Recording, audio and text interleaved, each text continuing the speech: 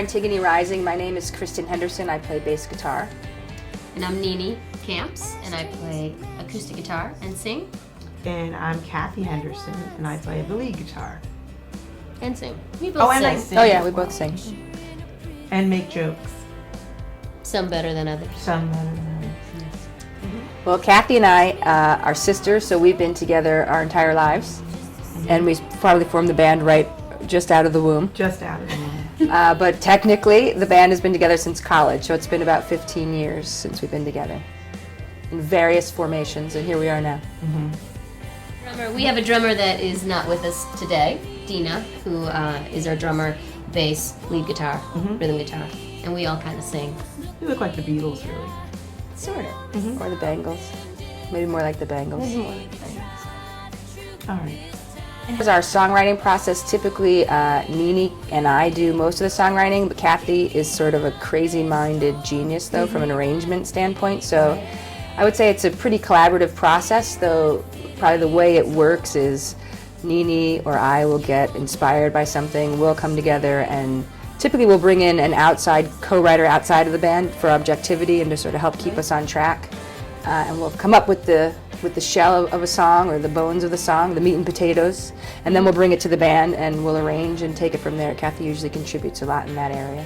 It also depends for songwriting who's around, who's available to get out together, if Cathy and I have an afternoon together, chances are there'll be a song at the end of the day. Right. Same with Kristen. So, Or a hangover. Edit that. Clip.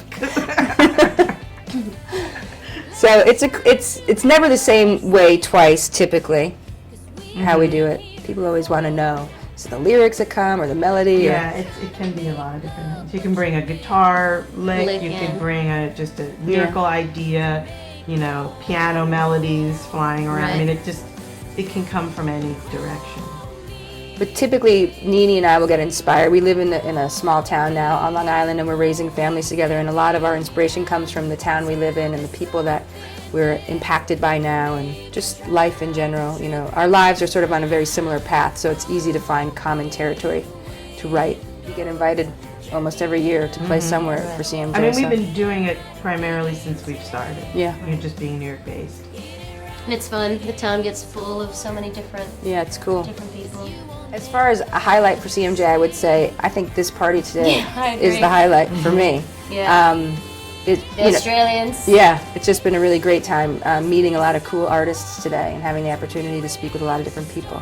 So this is kind of a fun thing to Outside do. of the club thing, Yeah, and too. it's really different from your typical. I've never done anything like this, like a private party or an after party on a Sunday brunch. It's kind of fun to do this unplugged thing.